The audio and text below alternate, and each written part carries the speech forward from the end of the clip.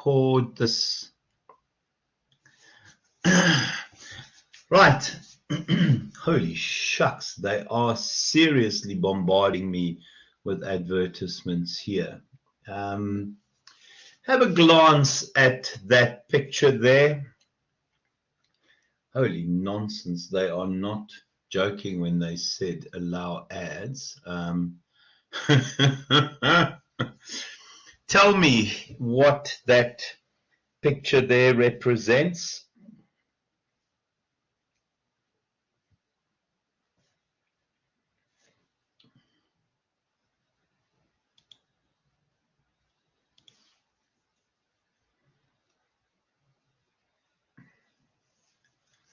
Tell me what that picture represents.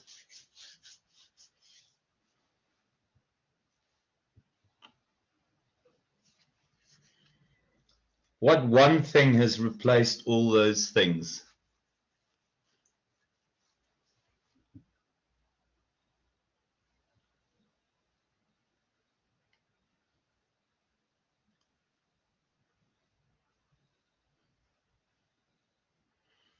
What single thing has replaced all those things?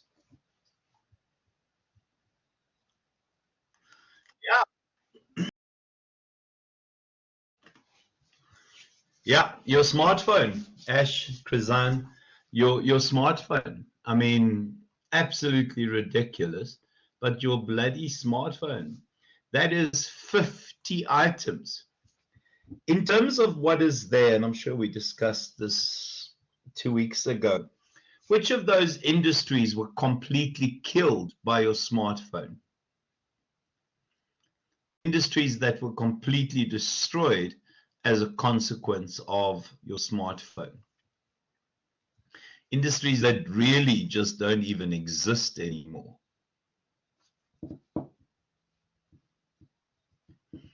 Do you think people still manufacture alarm clocks?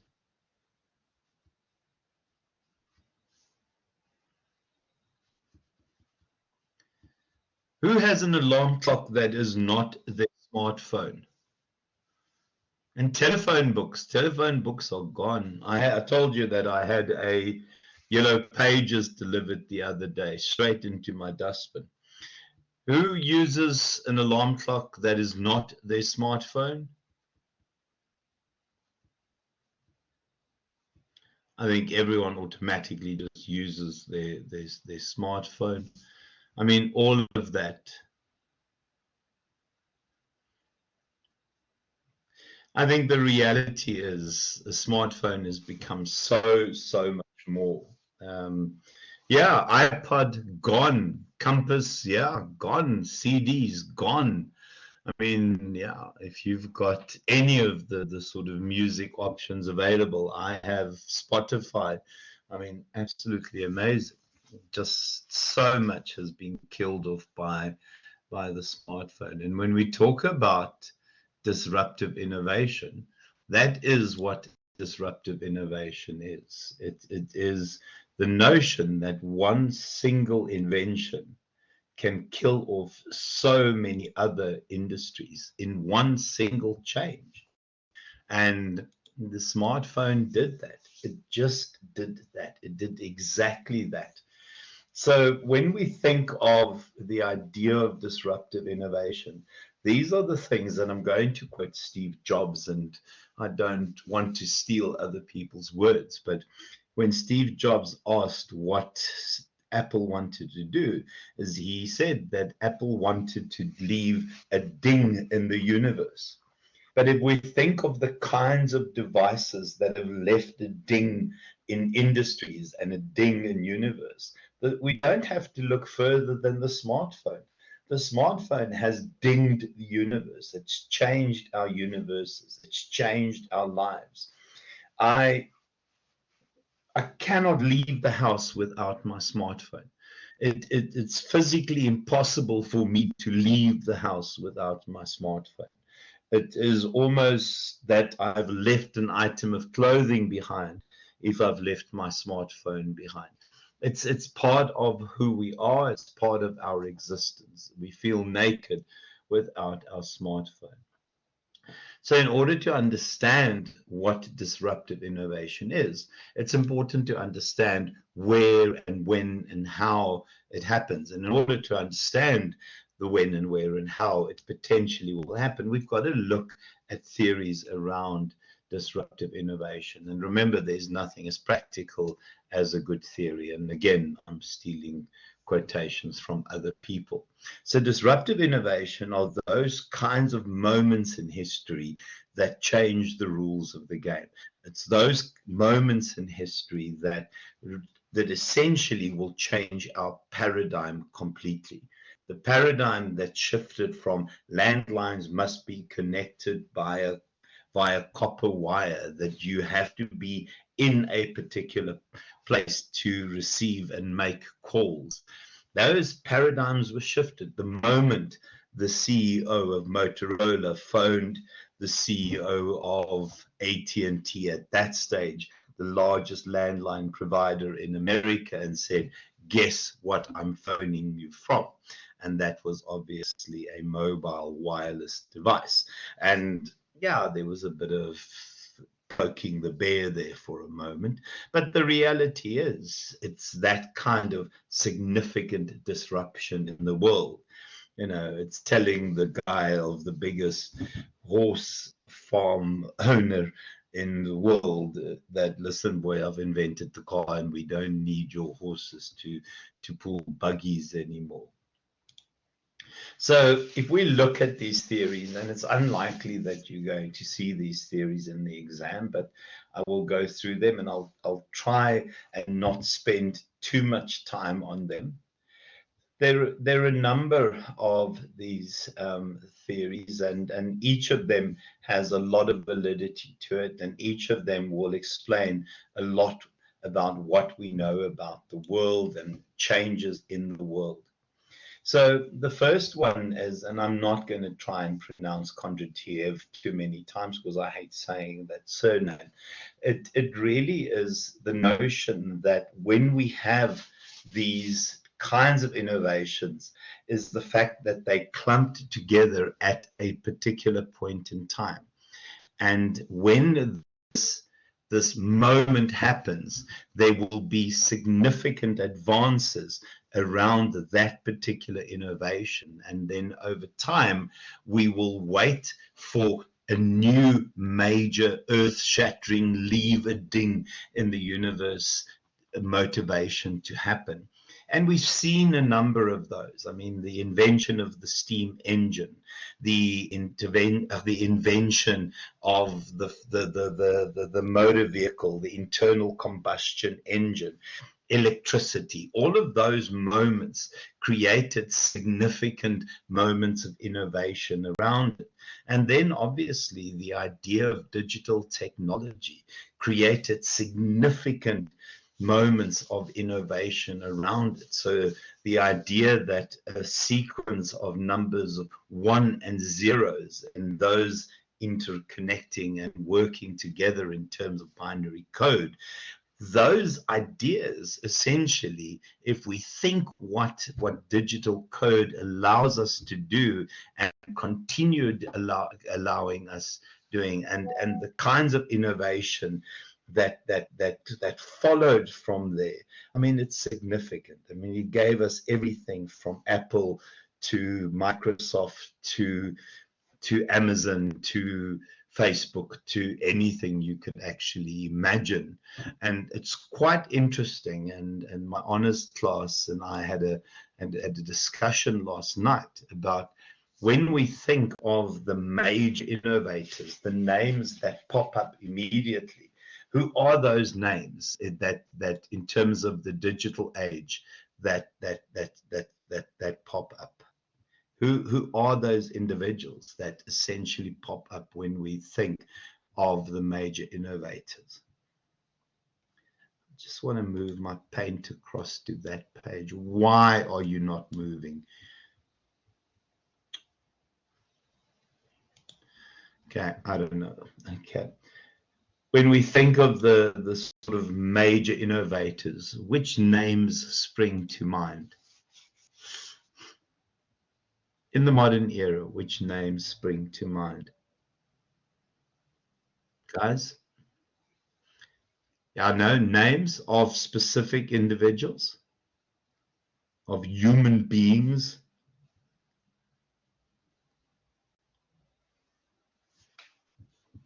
So Musk, Mark Shuttleworth, yeah. Steve Jobs, Bezos, yeah. Bill Gates.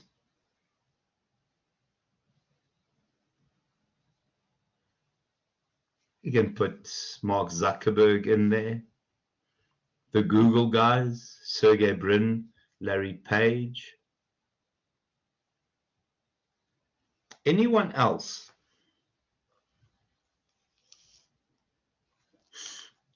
Anyone else?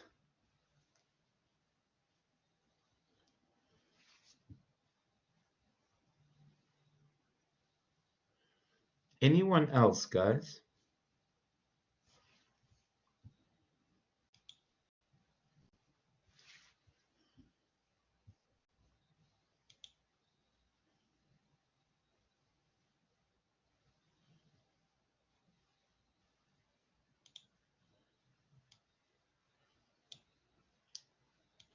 The reality is, if we put those names that we've mentioned, YouTube, so we become, did you search that name, Boya? Cabello? Did you know that name off by heart? Or did you go search it? Be honest.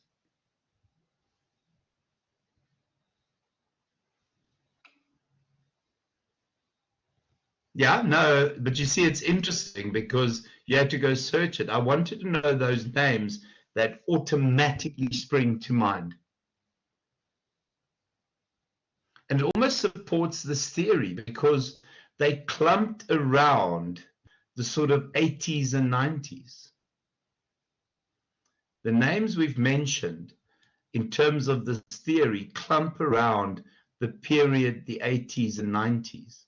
And it supports this notion of the long wave because we had digital technology and we saw this buzz of innovation. But I cannot think of any modern innovators without having to search. Because Cabello, you did cheat, and that's minus 15% of your first assignment, obviously. You should have lied and said you didn't look it up, but you've now lost 15%. Just, yeah, Jack Ma, I mean, absolutely. Jack Ma, in terms of, he is, oh gosh, I should know who it is. He is, oh, I know who it is. Well, okay, it's just minus 10%. Jack Ma is, tell me the name, I know the company. It's that online purchase site. Oh, flipping hell, I can't remember now. Alibaba, yeah, boy. Okay, but we see the clump in terms of innovation and those famous guys. Guys, so essentially what happens with digital technology, and I'm going to say with the modern times, is there was the significant recovery phase. And we often think of how successful, and this is before your time because you guys are all children still. But the reality is, in the 80s, we had this wonderful economy that was growing. I'm not referring to South Africa because it was a bugger up around apartheid. But in America, you had this wonderful growing economy, and you had a president who was an ex-movie star, and everyone loved him, but he was thick as anything, Ronald Reagan. But the economy was doing really well.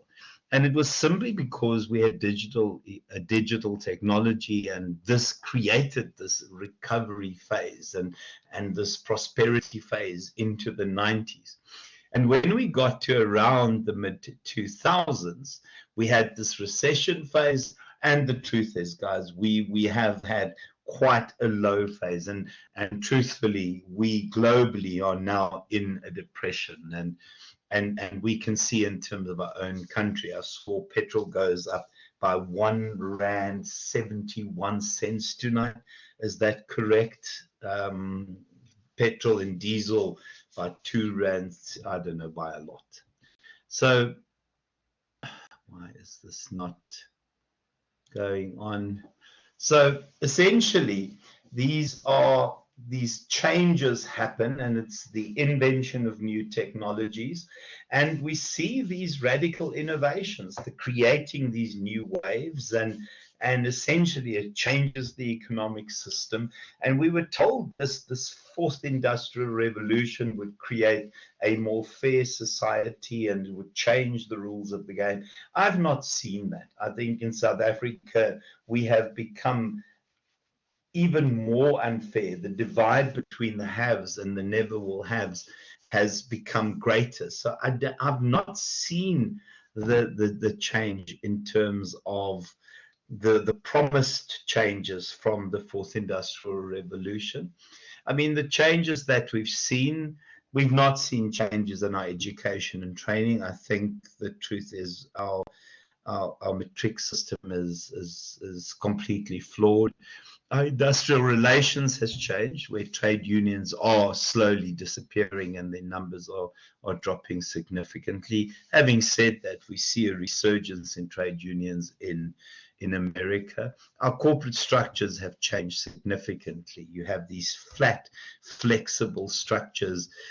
You have these really almost lean structures with few people, with lot demanded from few people, and we've seen different changes. I mean, South Africa gets a lot of these wrong, our legal systems, and also at the moment the number of bloody government jobs that are being advertised is completely shocking.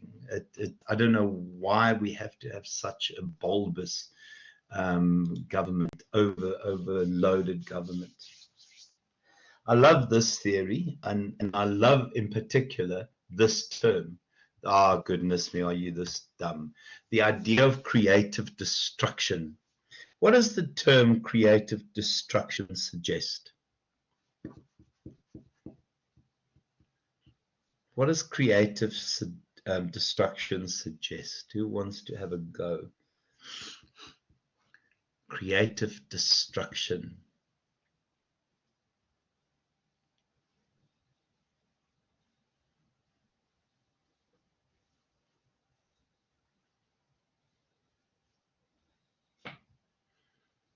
Anyone? Creative destruction?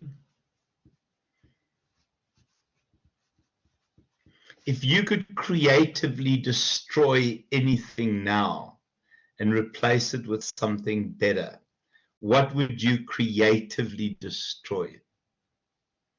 You can't say the ANC, Cabello. You're one of them.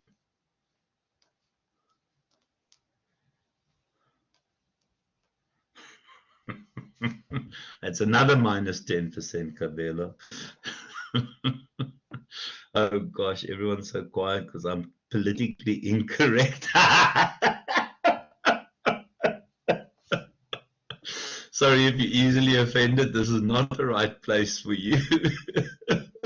I'm also being recorded, guys.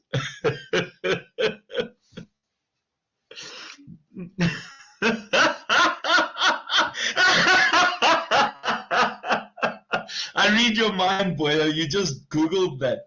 Guys, if you could creatively destroy anything in South Africa and replace it with something better, what would you destroy? Can I be honest with you? We need creative destruction in terms of petrol.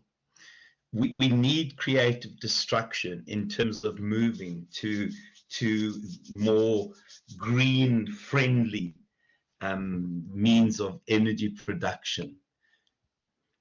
Absolutely, Antonio. We should have moved. We have such wonderful sun energy options. We've got the Karoo, we've got massive amounts of farm empty land in the Karoo. We should have moved and transitioned to to sun energy and solar energy, had those solar farms up and running. We have wind energy. We could have had wave energy already sorted out. But this hanging on to the need to be stuck on carbon-based and coal and rubbish like that, it's the backhands and the corruption within the coal cycle and the carbon-based cycle. Yeah, that's it. I mean, it's dodgy as hell. And also with the price of fuel, if we can move to green power, and we've seen how Kenya has moved to a more environmentally friendly power. If we can move away from petrol, we can actually tell OPEC to go fly a kite. If the sooner we can move to hydrogen vehicles, the quicker we can tell OPEC to go fly a kite and literally just bankrupt those oil-rich countries. And the truth is, the future in terms of motor vehicles, in my mind, is the notion of I don't like electric engines, but yeah, hydrogen vehicles. Hydrogen is absolutely everywhere. It is just the transition that has to be made. I mean, and the only residue is water. But the reality is, those are the places where we need creative destruction. Yeah, and then the S-curve technology and disruptive innovation. Every technology has a theoretical maximum limit. And I'm sorry to default to the auto industry, guys. And I think I did tell you this, that both my master's and my PhD was done in the auto industry. So it's a place where I often default to, and it's a place where I'm often comfortable in. But the reality, if we look at the internal combustion engine, if we look at the Ford EcoBoost engine, the 1000cc engine, the EcoBoost, it is a 1000cc engine. That is a phenom. I think that's been engine of the year so many times. Does anyone have a EcoBoost, a Ford with a 1000cc engine in? Whether it is an EcoSport or whether it is a Fiesta. Not that you'll ever see a new Fiesta, because they stopped manufacturing Fiestas, I think, last month or the month before. Anyone have a Ford Fiesta? Anyone have a Ford?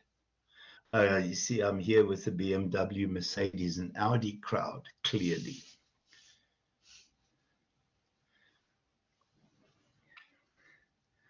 Ford Figo, which engine, Antonio?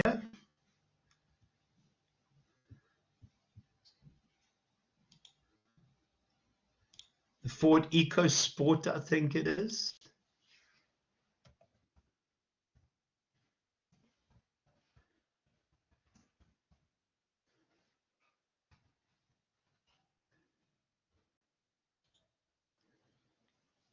$1.4, so it's not the EcoBoost.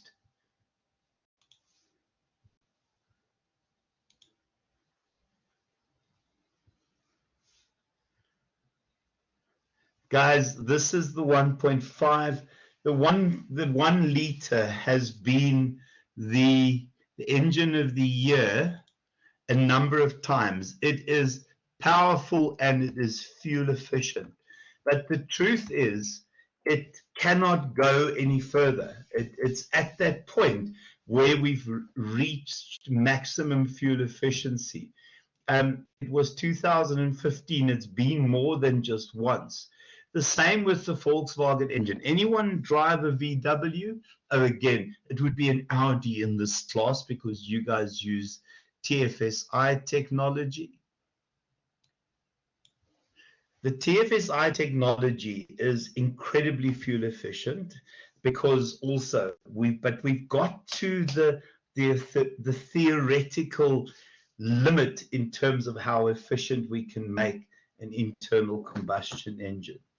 we've also got to the theoretical limit in terms of the processor speed that we can run our current configuration of computer processors at. And with the way and how resource intensive our software has become, we've got to find new ways of configuring our processors. And that's why people have moved to quantum computing. So when we talk about the technology S-curve, every technology has a theoretical maximum. And when we get to that theoretical maximum, that sort of maturity where we can't push this technology any further, you need this disruption. You need this new technology. I mean, we've got to the typewriter maximum. You're only going to type X amount of words per minute. Who remembers working on an old style typewriter? I suppose you guys are all still too young to remember even what the bloody typewriter is. Ash, how old are you?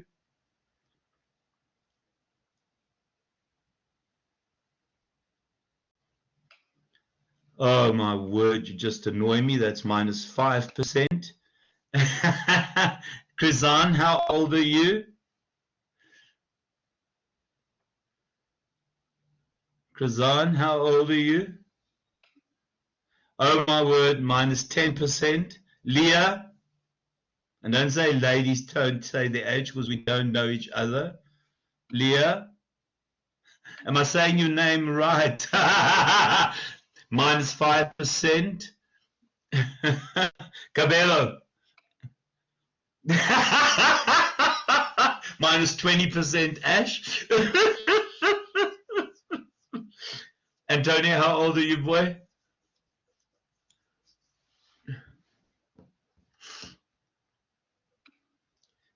Antonio, minus 25%. Hello. Cabello, how old are you, boy? God, you better not say 21 because then I'm taking 50% off. You're 50, bull dust, man, bull dust. Cabello's 50, horse manure. Talk to me, Cabello, I want to hear your voice. Rowan, how old are you, boy? With your suit and tie. Who are you trying to impress? What?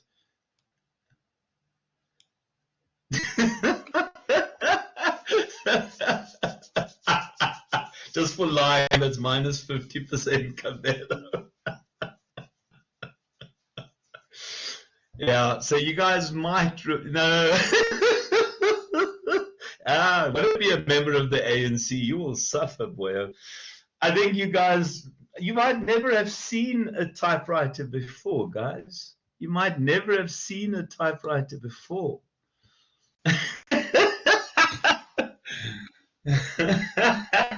Your mom has one. Very, very cool. But I think the reality is, guys, is that these S-curve technologies are a real thing. And the danger is that blindness, where some organizations adopt the new technology, where others stick with the old technologies, and they ignore the disruption. And I might have used this example already. Apple brought us the touch screen, and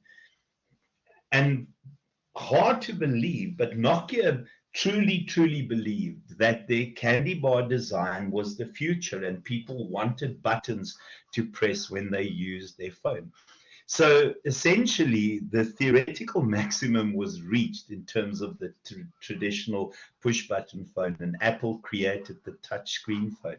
And Nokia, in a vintage shop. Thank you very much, because that's what where I belong, Chris.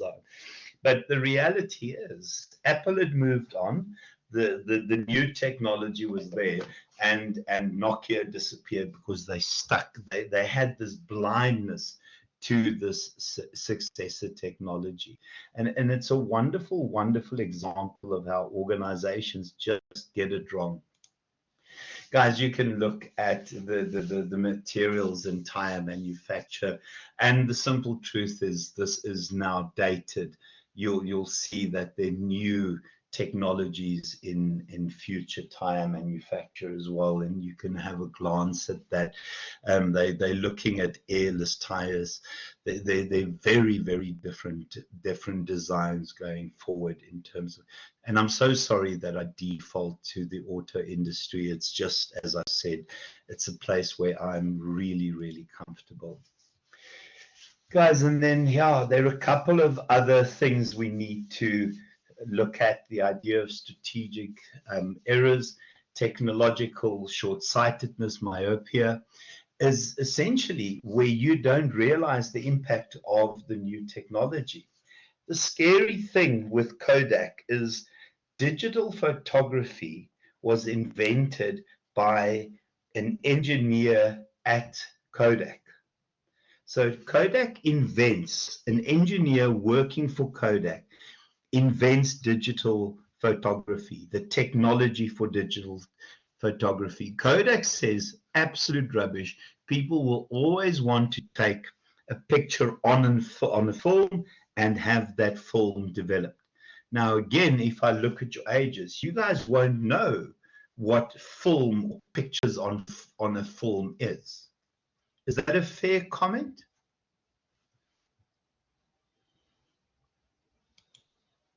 Because you guys are just aware of.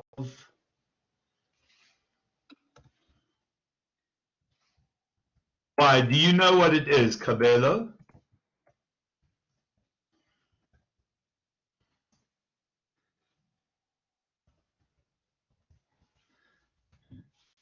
So you know what a picture on a Kodak camera is. Where is it? So you guys would have seen something like this before. You had your baby pictures taken on those. Do you come somewhere from the Eastern Cape on a photo spool? Yes, Leah, that's impressive. Yeah. Who doesn't recognize? You had your own Kodak. Very cool, Ash. Who recognizes that Kodak 200 and 400 thing? Who doesn't recognize it? Be honest, I'll only take off 20% this time. What is that on top there, guys? Cabello, you're such a big mouth. Oh, you still have one, boy. What, do you live in the Eastern Cape somewhere in a rural village or something? I'm so horrible.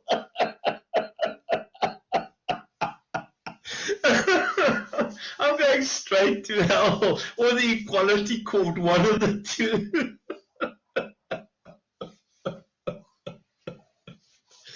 Who recognizes that thing on top there? What is that?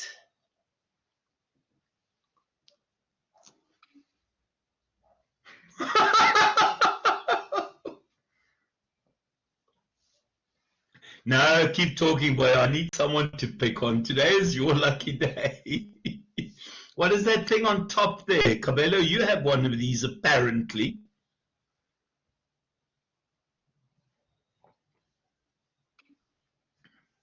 Yes. Did you search for that, Krazan? Or did you ask your mom?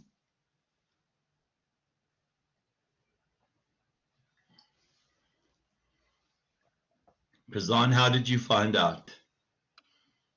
No, you didn't guess. You asked your mom. Yes, it's the flash, guys. And you could only use it a certain number of times, and then you would have to replace it.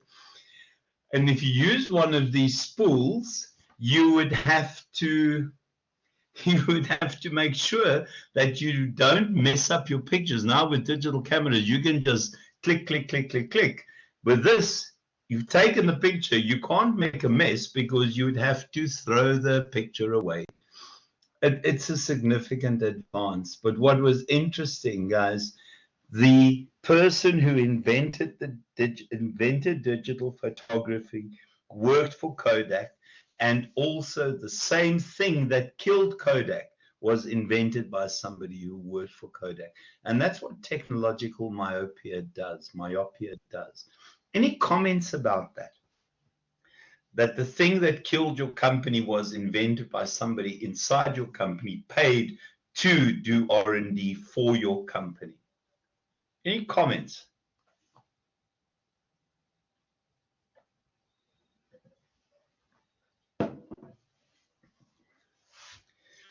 In terms of strategic management, we call it the success groove. And the success groove, it's always the case, Boyo, and Cabello, it is always the case. It's called the success groove, where companies become so good at doing the things in a particular way that they start believing their own presses. They start believing their own newspaper press. And what it means is it's worked in the past, it will work in the future. And it's as Cabello says, it's absolute horse manure. The reality is, and I'm now going back to even before my time, the inventor of the digital watch was a Swiss watchmaker in the 1960s. And guys, I was born in 1963, so you can imagine how old I am, or you can work out exactly how old I am. But in the 1960s, the inventor of the digital watch was a Swiss watchmaker. In the 60s, Switzerland was the biggest watchmaking company. The Swiss refused to adopt the digital technology. Their paradigm, their belief system was that a watch had to have springs and gears and moving parts. The same watchmaker from Switzerland sold the technology to Japan, and in the 70s and beyond, Japan became the biggest watchmaker.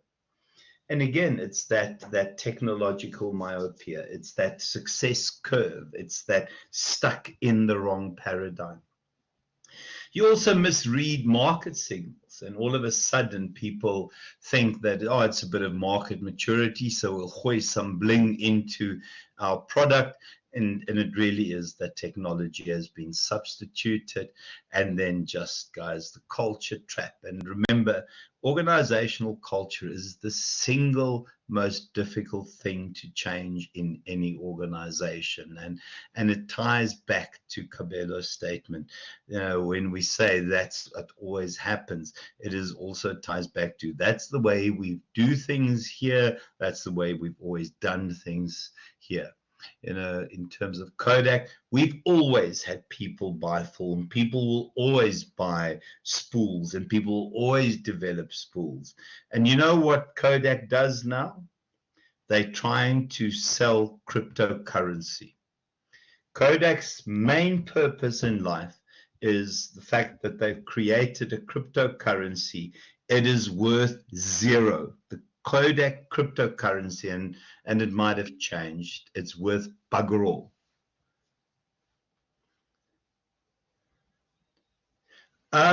Please Call Me wasn't a disruptive innovation, but it was quite an interesting advance, Boyo. It's a strange one because that Please Call Me is a massive case, ongoing case. I suppose in one way it was a disruptive innovation. Any comments about that, guys? The Please Call Me case and the issues around it. Was Please Call Me a disruptive innovation? I suppose it had to be a disruptive innovation. Do people still get Please Call Me's? Do people still use Please Call Me?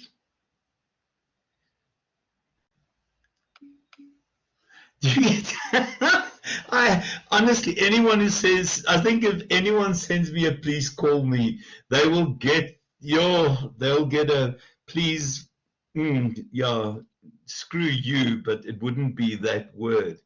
Oh my word, Cabello. You need new friends, but okay, guys, and then dominant design. I think yeah, it is quite strange. I suppose people run out of data. People run out of data. Guys, I think dominant design, I think any and every industry develops according to a particular set of technical and market factors. This dominant design is often achieved through a series of negotiations and agreements between organizations and customer preferences. It also will show a transition point in an industry's life cycle. Now, some of the interesting dominant designs, and we've seen some of these fail, we've seen some of these succeed. So the first one is where we have these collateral assets. We have these advantages where you have this brand image, where you have certain market channels that you own, and also that essentially makes it very difficult for a customer to switch to a competitor. So when we moved to high definition DVDs, or what we now know as Blu-rays, there were two options available on the market. One of the options to consider was Blu-ray, which was from Sony. The other option was the HD from Hitachi. And the choice was, Blu-ray versus Hitachi. What Sony did very cleverly is it went to its competitors and said, we need to make this the industry standard, and offered its Blu-ray to its competitors. And that's why and I don't even know if people still buy Blu-ray players. I suppose we bought ours ages ago and haven't had the need to replace it. But when people buy Blu-ray players, whether it's a Samsung, whether it is an LG, whether it's a Panasonic, it doesn't matter. You always have Sony Blu-ray as the standard, because Sony made sure that became the industry standard, and obviously Hitachi fell by the wayside. It is very different. Sorry guys, I'm just quickly sucking a lozenge here. It's very different to what happened with Sony initially. They got it wrong in the 1980s. They brought out something called Betamax. Now, I'm 100% certain you guys don't know what Betamax is, and I might even put money on that. Does anyone know what Betamax is? Or Betamax? Yeah, no, I didn't think you guys would. Who knows what VHS is? Video cassettes? VHS, yeah, I think you guys will still know. Cabello knows VHS. Okay, VHS, nice, yeah. Very, very soon I'll deal with students who won't know what it is. I mean, it's not far away, let's be honest. I think my first years might not know. Well, not that I teach first years. Yeah. Betamax was the Sony option. It was more efficient. It was better quality. But they missed the point by not making it the industry standard. And essentially what had happened, only because, that's minus 50%, Antonio. Well done, boy. You already have minus 75, so you are buggered. That is the standard VHS. Who still has VHSs at home?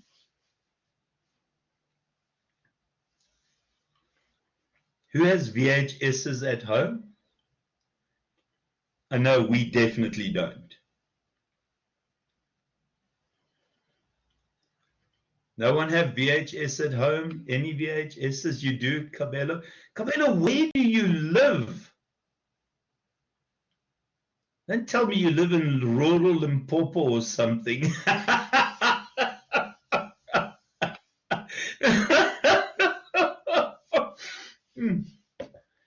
Where do you live, Cabello?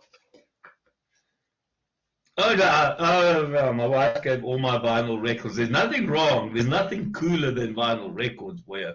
VHS is not cool. VHS is not cool. Where do you live, Cabello? Be honest.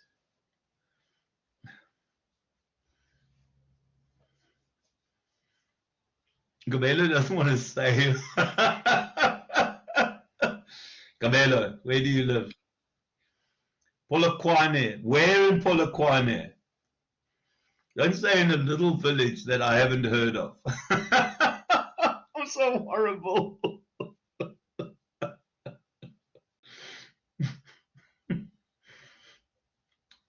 Where in Polokwane, boy?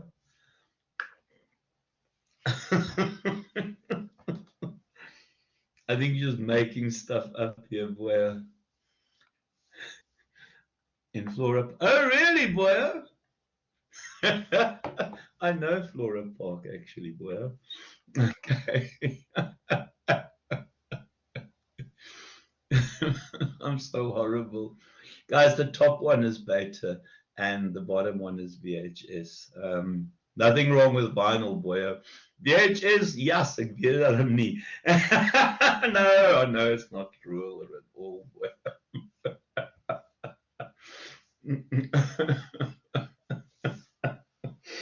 Oh, sorry. I don't know why you're suffering tonight, boy. Oh, I don't know. Sorry, guys. I don't know why I'm such a useless lecturer. Guys, so essentially what organizations do can also make it the it's your time to shine tonight, boy. Guys, and then also there are other ways of doing it. The old BlackBerry Messenger service made BlackBerries very popular, and then WhatsApp arrived and really just killed BlackBerry off completely. Also killed off the devices with with the arrival of WhatsApp. And we can see what dominant design does. Guys, absorptive capacity, if you think of, and this is very important in terms of strategic leaders. Where's my paint? It's a bit of a dated way of thinking of how a hard drive works, because nowadays we have different hard drives. And let me just find a new one. In the olden days, a hard drive was the silver round disc looking thing, and obviously with modern SD drives it's very, very, very different.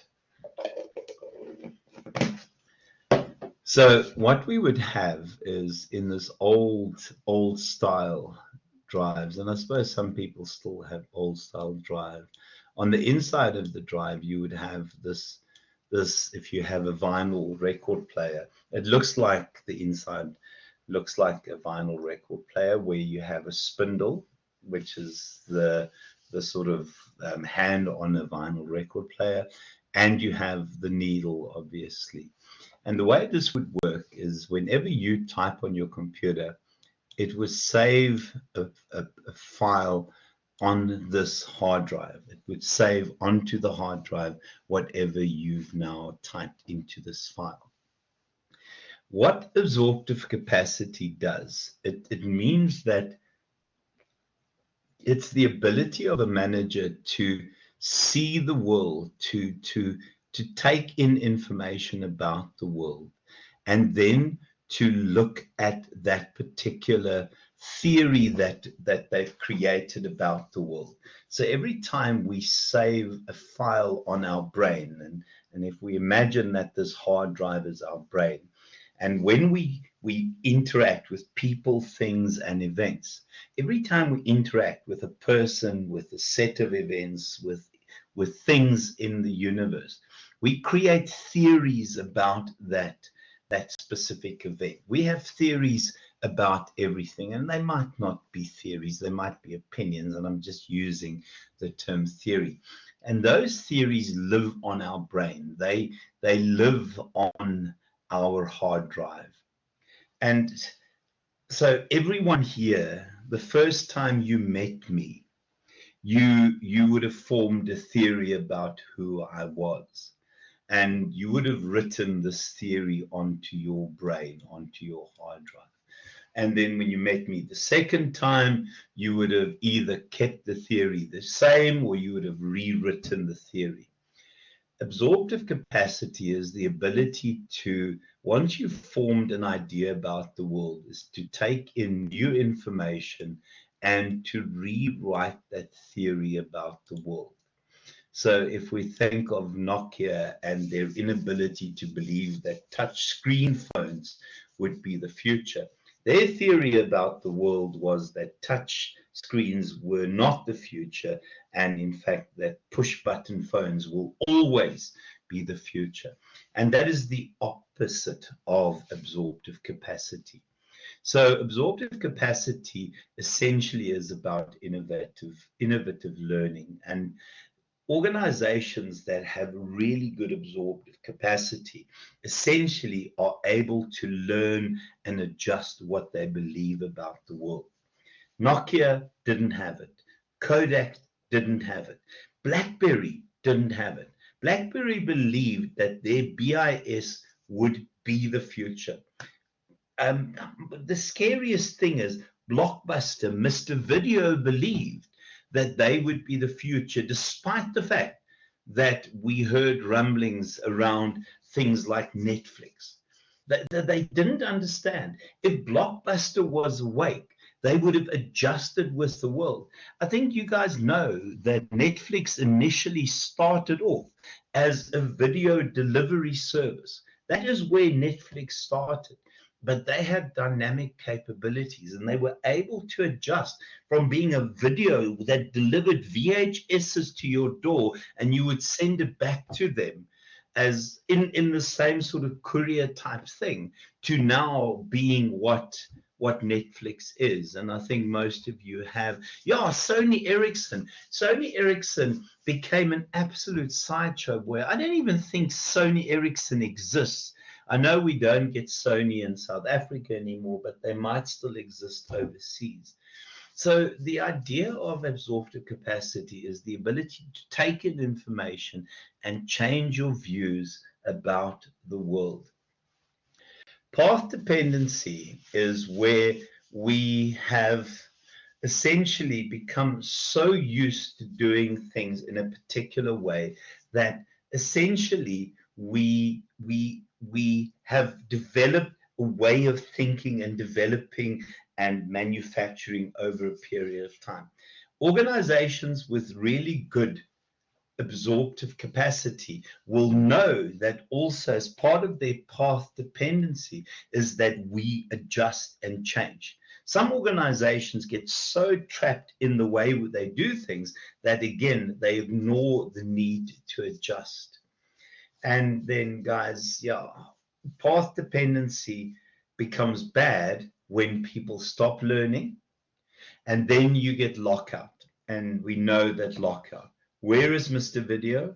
Where is Blockbuster? Where is Sony Ericsson? Where is BlackBerry? Where is Kodak? Where is Nokia? Give me other examples. Where are alarm clocks? I mean, it's just completely locked out.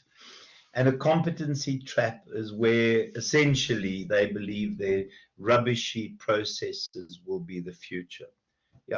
Touch screen phones will not be the future. Push button phones will be. Okay. Guys, we went through a hell of a lot today.